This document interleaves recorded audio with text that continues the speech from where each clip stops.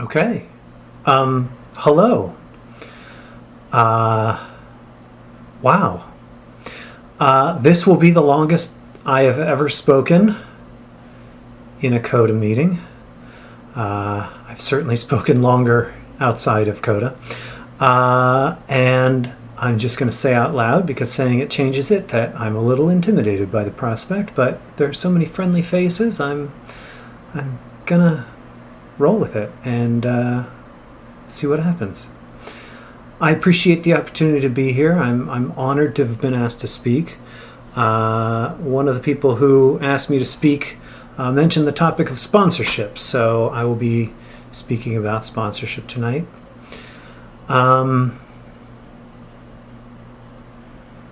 And it's wonderful to get to take a breath and consider where to start. And I think the answer is, hello, I'm Jay and I'm codependent. This program is a miracle, and I am blessed to be a part of it, because if I don't work this program, I will die. I heard that in a AA speaker's talk one time, and I really got to thinking about it. In AA, you can literally drink yourself to death, but can you die of codependency? And the answer is yes. Codependents have, Americans have a very high suicide rate. Codependents get into vehicles of impaired people because, God forbid, they insult the impaired person and get into car accidents. Codependents will stay in abusive relationships long after it is clear that the person in that relationship with them will hurt them. I, for a long time, looked at myself and said, yeah, but I'm the honors kid kind of codependent, and I wouldn't do those things. And there's something far more insidious.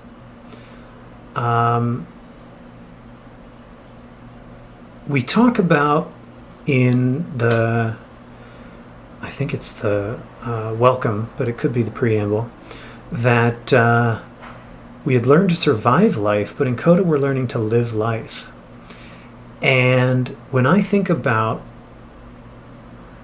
if I don't do this, I would die, what I actually mean is I would go back to unliving. And I think a lot about monster movies and fantasy literature and that sort of thing. Zombies are these undead, brainless, walking around, getting their needs met at the expense of other people, entities. And that was me. There's a thing called a ghoul. A ghoul is an undead creature that does the bidding of a powerful undead lich. And they don't think about what they're doing, they just do what they're told. And that was me. And when I walked into this program, I was making other people my higher power and doing what other people said, regardless of whether I thought it was a good idea, because quite frankly, I didn't know what I thought was a good idea, because I didn't really have a personality of my own. I was a ghoul. And so doing this program gives me my life. And I am so thrilled to have it, because now that I can see the difference, I don't want to give it up. And yet, there are times where I make just the tiniest little decisions where I give up just a little bit of my truth, and that starts a little snowball effect. And then one morning I wake up and, how did I get here? This is nothing like what I wanted my life to be like. What's going on? So we talk about it being a very subtle disease.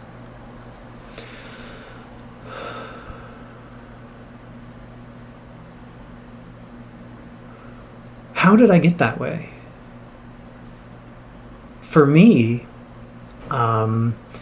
when I first came to program, I assumed it was about my parents and the way I was raised and all these different things. But eventually, someone showed me that our Blue Book has a 5th chapter. It's the frequently asked questions. And in my book, it's page 118, but in the 3rd edition, it's page 120. And it talks about what are physical and aggressive forms of abuse and control. And it talks about physical pain.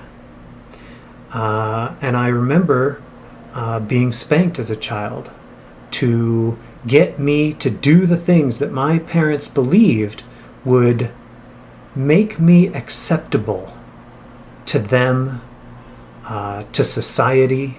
Someday I was going to have to, exist in a classroom, and if I was doing that kind of behavior in the classroom, I'd get in trouble, so I needed to be taught a lesson immediately. And, I got to school and found myself the target of bullying, and found myself being in physical pain from time to time. Additionally, my parents would ask me to do things beyond the limits of my childhood physical ability. Walking on long walks, whether that's on a hike or on the strand at the beach or even walking around at a fair.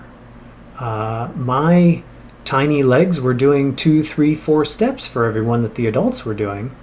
And I remember being in the car after a long day at a county fair where I was just howling and my legs felt like they were going to fall off. And,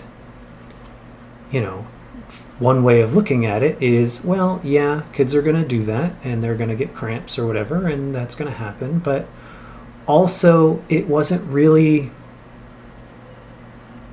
within the things that my parents could see coming. There's also physical pain. I got a lot of that in my childhood from various places, and as I became an adult, I started doing it to myself. I started pressing myself beyond my own limits, pulling all-nighters in school, working on home remodel projects from the moment it was legal to well after dark, and then the next day not being done, telling myself I had to go do more work, but not physically being able to lift the tools because I had overexerted myself the day before, etc. and so on. Physical restraints. Now, when I read that topic, I thought to myself, well, there wasn't much in the way of restraining, but there was certainly tickling, and it says here that these include obsessive tickling, ganging up on another. Restraining any physical movement or physical freedom against someone's will.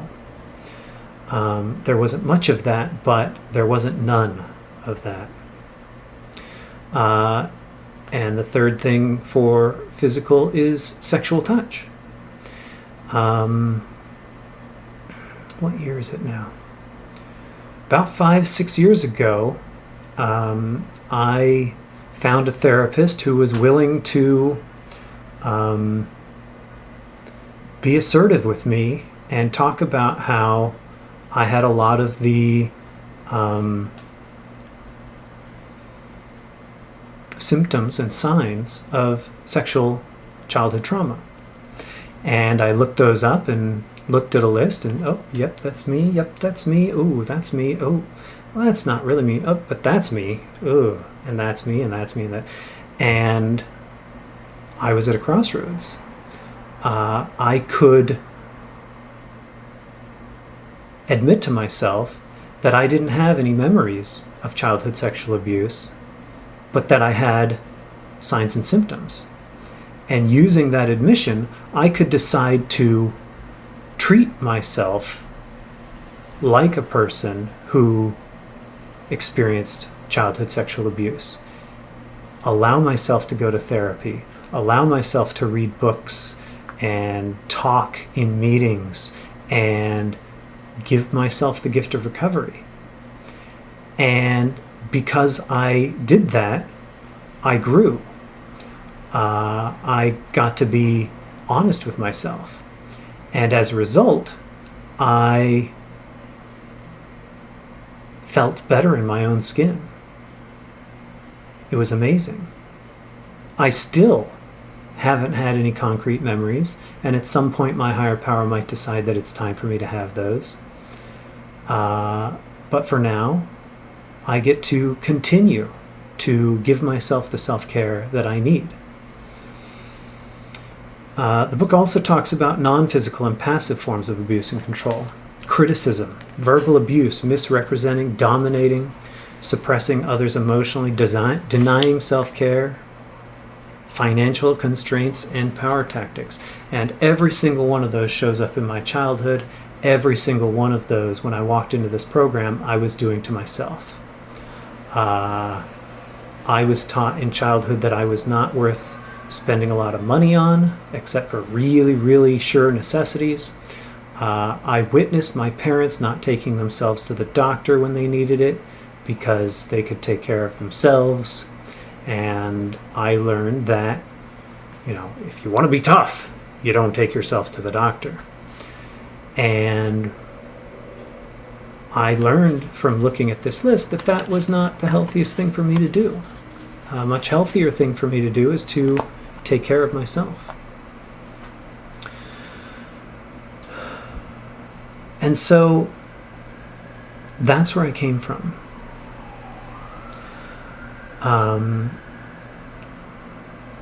As a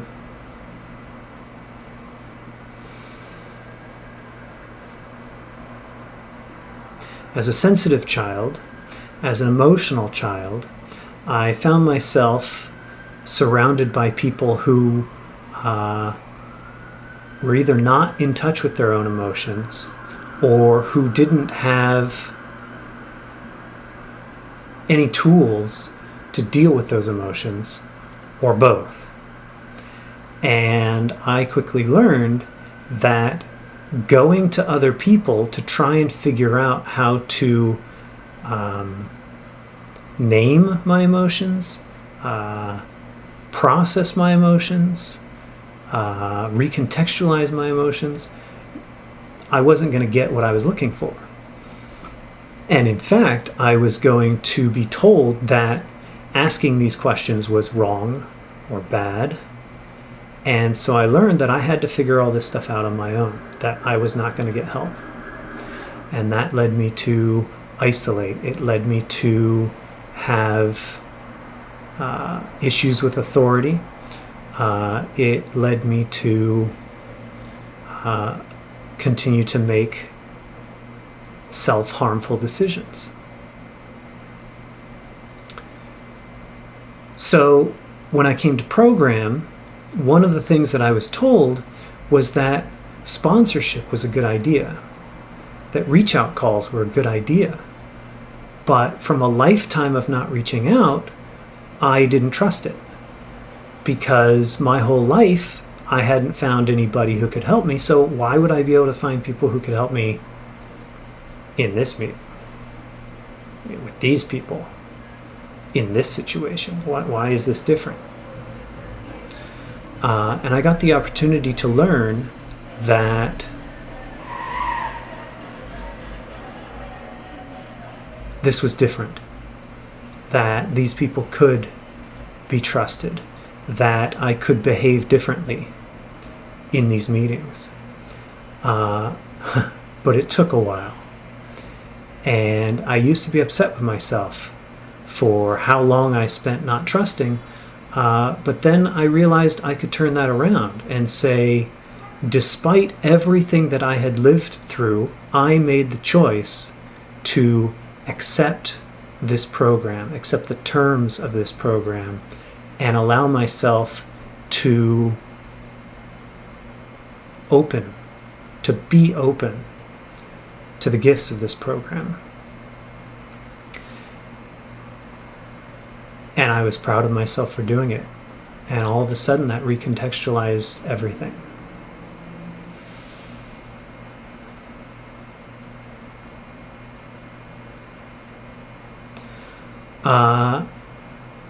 So I started program.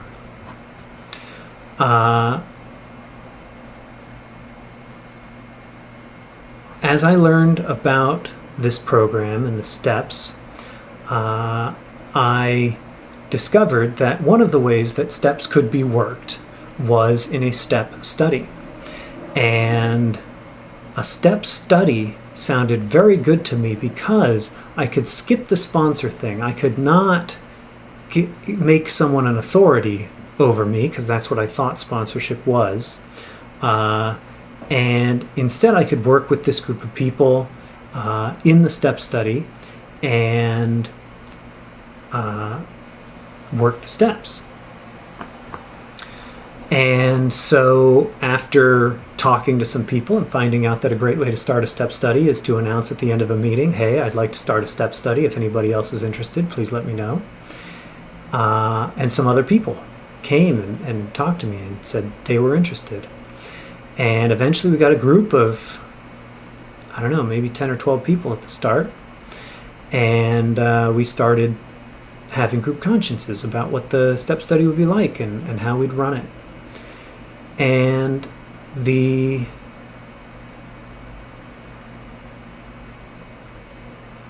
maybe first meeting, maybe second meeting, I discovered that most of the people in that meeting had about as much time as I did.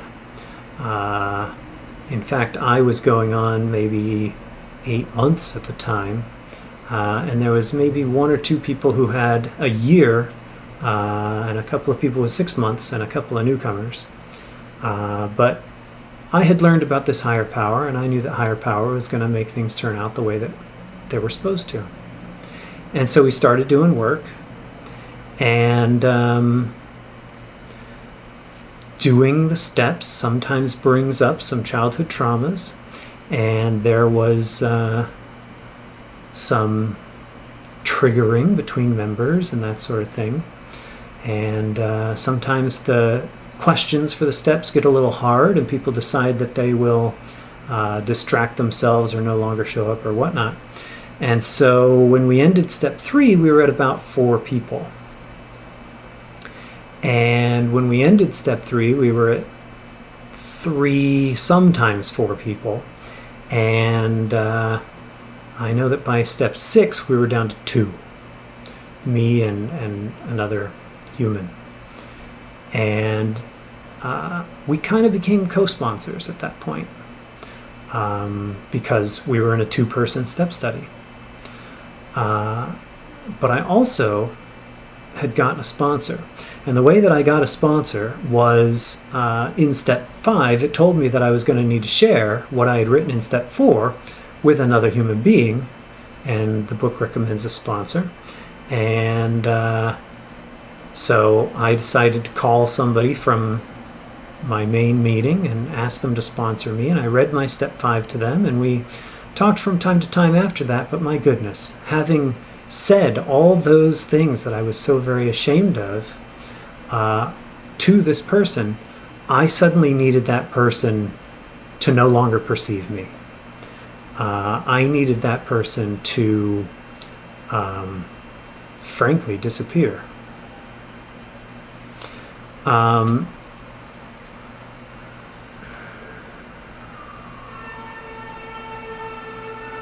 But I continued on through the step study with the other fellow in the step study, and eventually managed to finish, and it was amazing.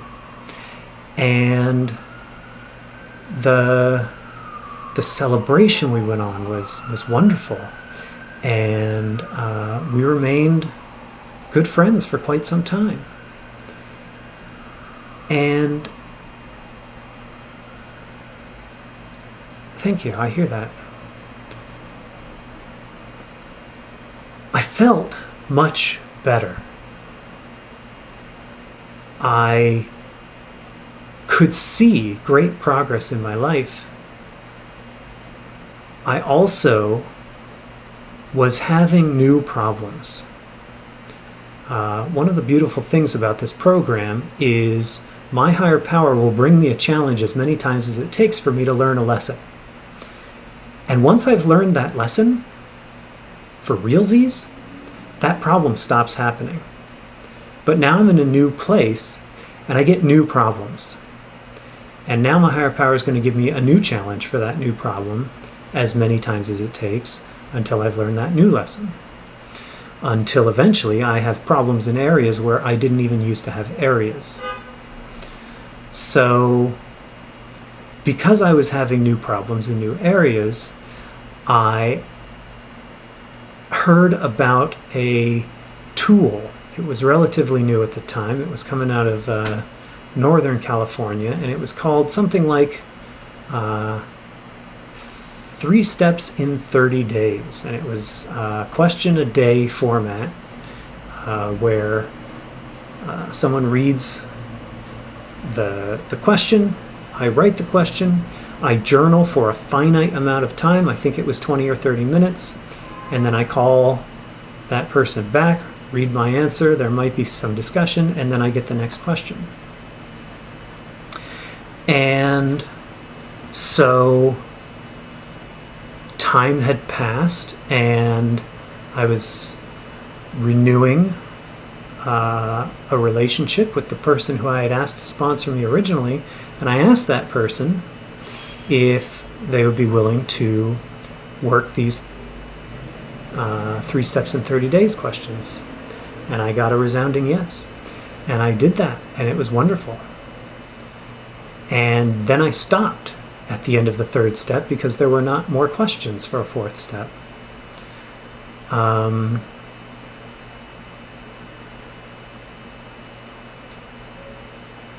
But I grew. And I continued to go to meetings, and I learned about reach-out calls, and I started making reach-out calls, and I was growing from reach-out calls.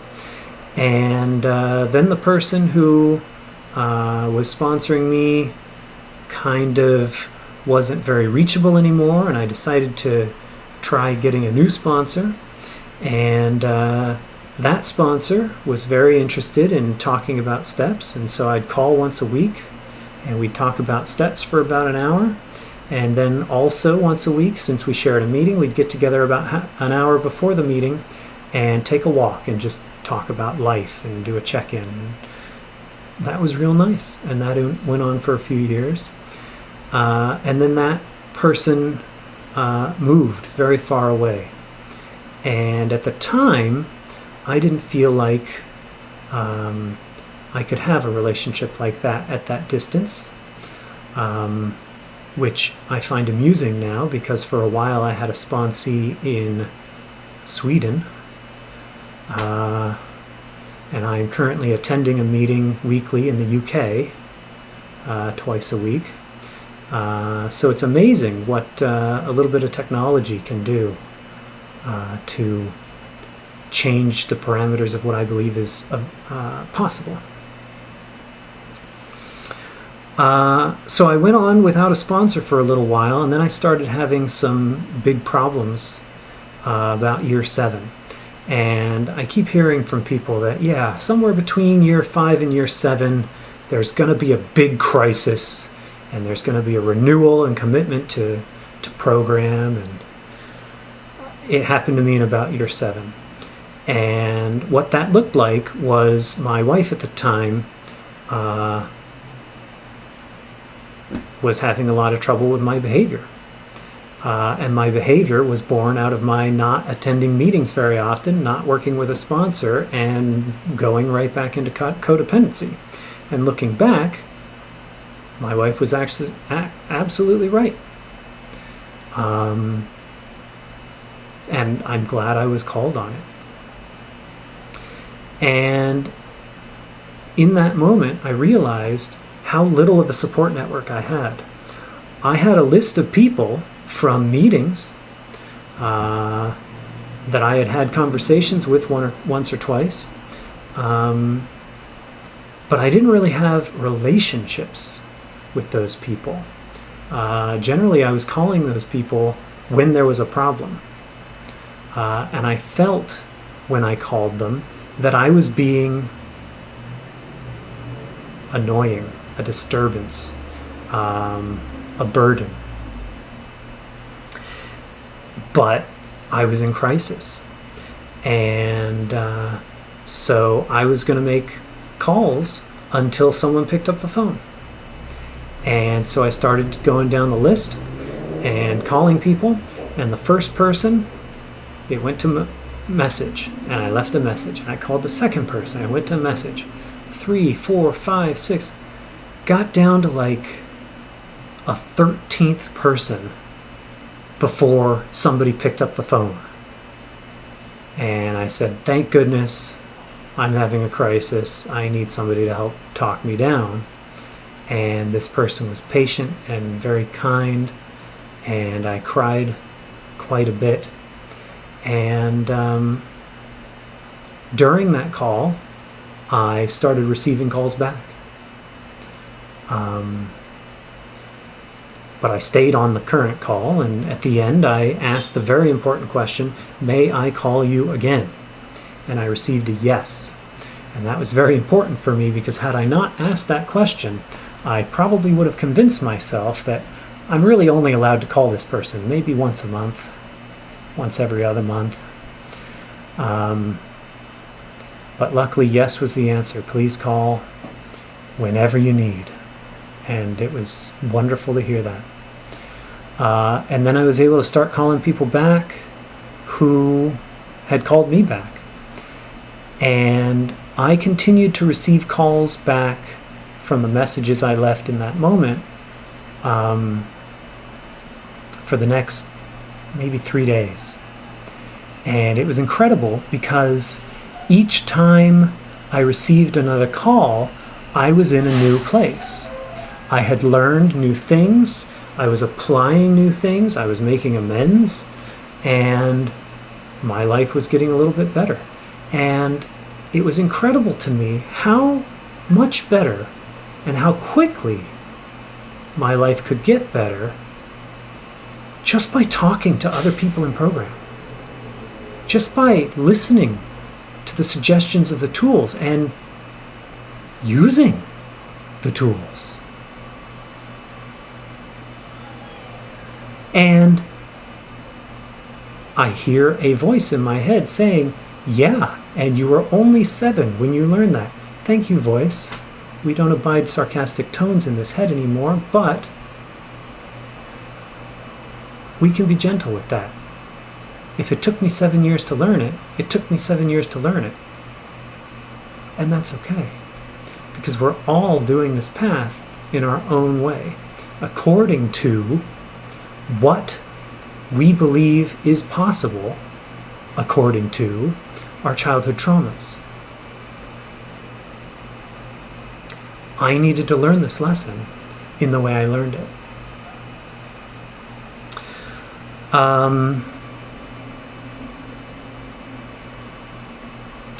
I got another sponsor who I worked with for a little while, and then I started feeling better, and my marriage was going better, so I stopped going to meetings quite so often and stopped calling my sponsor quite so often, and then my marriage started getting worse again, and looks like this is a pattern. And so I decided that I was going to get myself a sponsor, and I was going to get myself an incredible sponsor. And having done a little bit of inventory work, I realized that I had some issues with my dad. I don't want this to come off as any shock or surprise to anyone, but it turns out I had some, issues that I needed to work out surrounding my dad in my childhood, as well as my mom later. But I wanted a male sponsor, older than I, who had similar speech patterns to my dad. I wanted someone with a lot of time in program, and I wanted someone with a big commitment to service, because I knew that service is what keeps me in meetings. I used to attend meetings on the beach in Santa Monica, and one of my first service positions was the phone list keeper. And I remember, because I lived down at Redondo Beach, it was 40-minute drive sometimes, an hour back, and I would wake up some mornings and, this bed is so comfy, maybe I don't want to go to the meeting this week. But then I remembered, if I don't go, there won't be phone lists, so I have to show up. And so I got my phone list, got my shoes, got in the car, went to the meeting, and it was amazing. So I knew that that I wanted a sponsor who had a big commitment to service. And so I picked a sponsor. And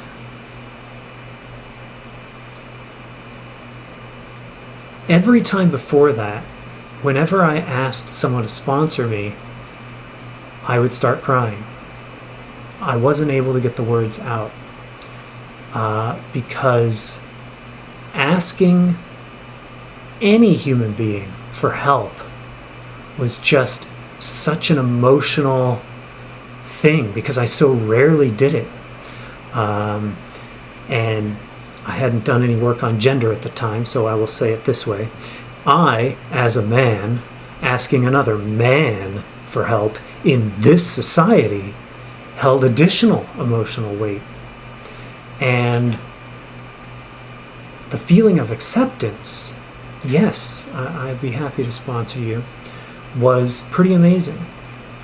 And this was the first time where I may have done a little, but I didn't cry. Progress. And that sponsor stuck. I have lost track of how long I've been working with this sponsor. I know it's been at least 6 years. It might be a decade at this point. Time is weird thanks to pandemic, but it's been a long time. And that sponsor saw me through my entire childhood sexual trauma recovery phase, saw me through hundreds of conversations about, is this the right marriage for me? How can I make this work? Saw me through my divorce, saw me through all the stuff after my divorce where I was figuring out who I was and what I wanted and what the heck I was going to do, where I questioned my gender identity, my sexuality, all of these things. And when I have things, I talk to my sponsor. When I don't have things, I talk to my sponsor. I would love to be able to tell you that I call my sponsor once a week.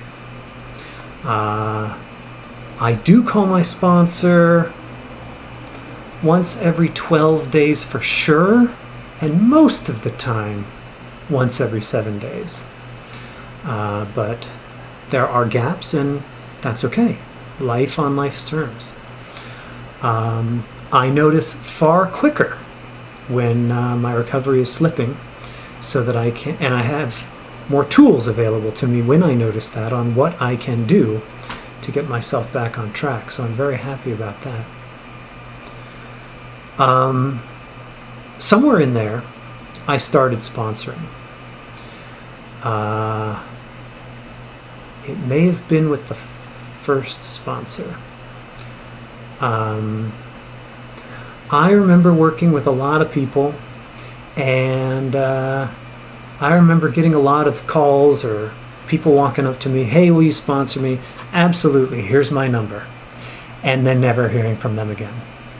I remember plenty of times where We would talk from time to time, and things seemed to be going good, and then the person would disappear. I remember 2 sponsees making it all the way to step 3, looking over the cliff of step 3 at the drop into step 4. And I don't know if this is what they said, but my guess is it was something along the lines of, "Not today," and never hearing from them again.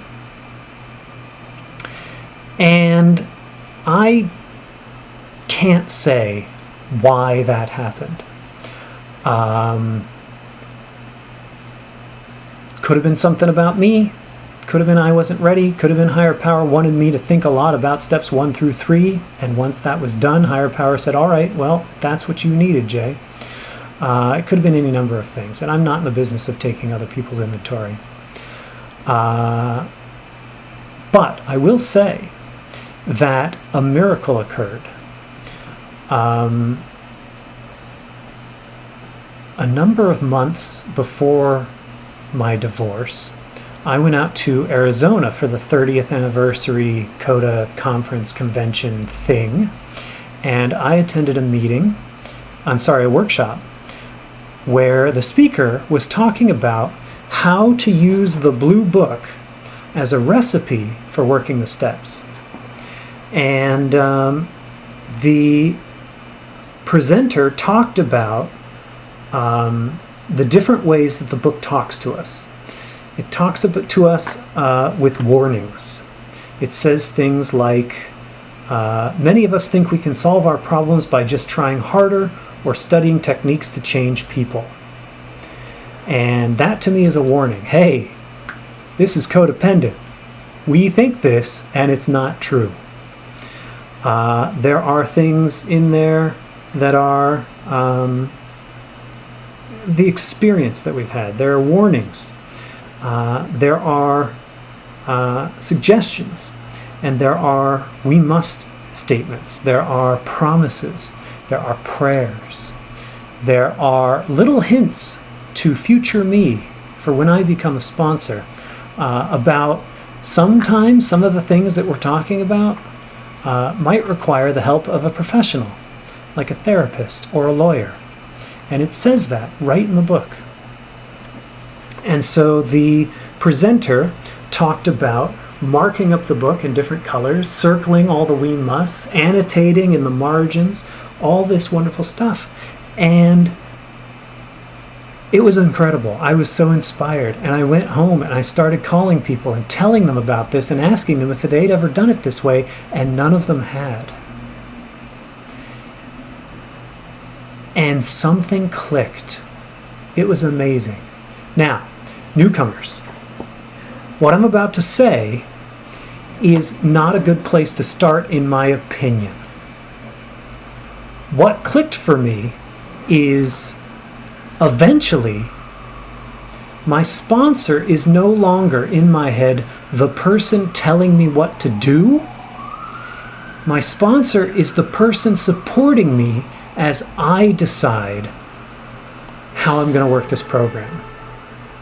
And so I called my sponsor and I said, look, I know you haven't done it this way, but I went to this workshop and I did this thing, and I would like to do this process, and I'd like to read you the results.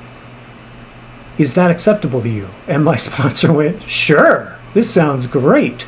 And I said, okay, I'll call you back, because I was so inspired to start. And I started. And I got through step 4, doing it that way, before my marriage came, the divorce thing came to a head. And I took a couple of weeks off from step work to kind of figure out the whole where am I going to live now situation, and how do I have a relationship with this person who, has all my stuff in her house and all that sort of thing. But once I had that stuff settled, I got right back to work. And I committed to no new romantic or sexual relationships until at least I'm finished with step 9. until I've done some of the work that I've set out for myself, and I stuck to it.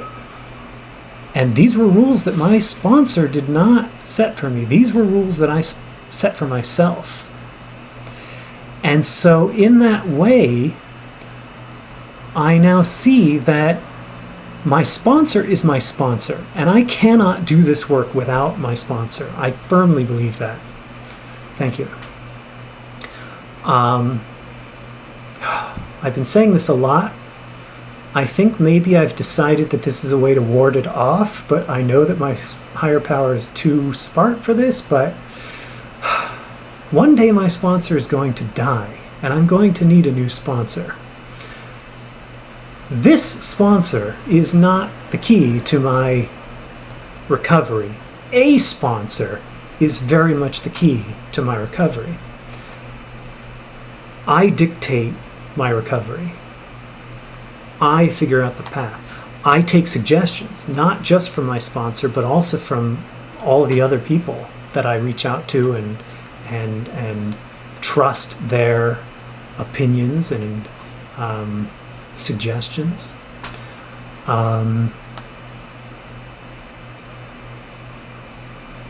Hell, I hear things from sponsees that I suddenly say to myself, I'm going to do some work on that. And it's amazing, because suddenly I had this new tool and it worked.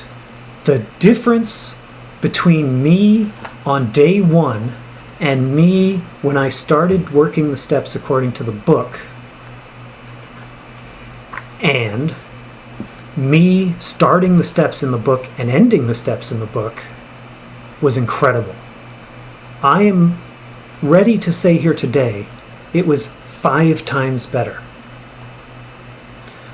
That was kind of an arbitrary number. It might have been 4 times better, it might have been 6 times better. It was a lot, and I was thrilled. And apparently I was talking differently in my meetings, because about that time I got, we'll call it a stampede of people asking me to sponsor them. And I said, all right, I would like to suggest that we use the Blue Book, because it made a huge difference in my life. And those people said, okay. And those people, in far higher numbers, remained my sponsees despite being on step 4, step 5, step 6, etc. I attribute that to the book. I attribute that to the book in a couple of different ways.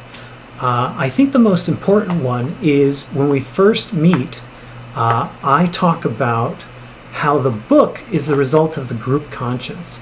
It is true according to such a large number of codependents that you might take issue with a word or two here or there, but generally the book knows how to get this work done. And so following the book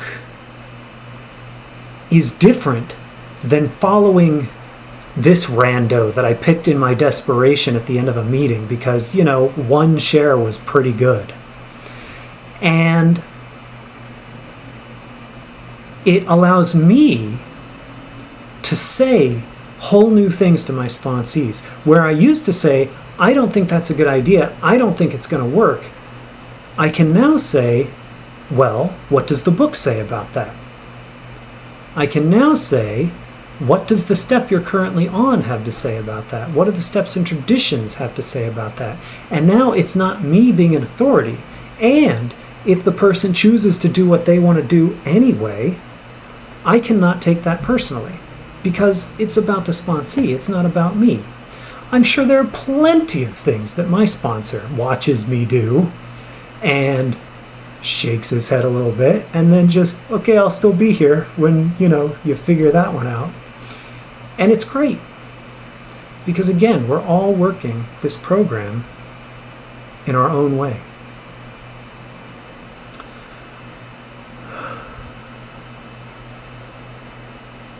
I have so much more to share. I'm going to talk about the power of 5, and I'm going to try and do it quickly. I first heard about the power of 5 from the 3 Steps in 30 Days tool, and I don't know if it's just the way I read English or what, but it seemed to me to be saying that I would benefit from having 5 sponsors. And when I read that, that sounded insane to me, because quite frankly, if I have 5 sponsors and there's a thing I want to do, and the first sponsor says, I don't think that's a good idea, I don't suggest that, I can just call another sponsor and another until finally somebody says, yes, that's a great idea. And then I can blame that sponsor when things go terrible. It turns out the power of 5 doesn't mean that. The power of 5 is about having 5 people who know me about as well as my sponsor. And there are many reasons for that, but for me, the most important reason is the consequence of everybody's program is different, is everybody has different experiences in recovery from different things. When I was questioning my gender identity and sexuality, my sponsor didn't have much for me. But there were plenty of other people that I knew very well who did have incredible things for me. And when I was doing that work, I added a few of them to my power of 5. When I was thinking about my sexuality, I was able to reach out to new people and add them to my power of 5. When I started dating again after months and months and months of recovery after my divorce, I was like, things seem to have changed in the last 10 years. How do I do this? And so I found a person who had a lot of experience with dating and had some very recovered things to say about it. And I said, hey, will you be my dating sponsor? And that person said, sure. And so now I had this network of people where one person didn't have all the recovery areas that I was looking for, but a group of people can have all the recovery areas that I'm looking for. And that switch in my mindset was another big miracle. Because if I'm guiding my program and my sponsor is my big supportive person, I can have lots of big supportive people. In fact, I can start relationships with non-program people based on whether or not they're capable of being supportive, and not invite them into the kind of intimacy I might have before if they don't have those abilities, which leaves area open for higher power to bring new people who are able to be supportive. What a concept.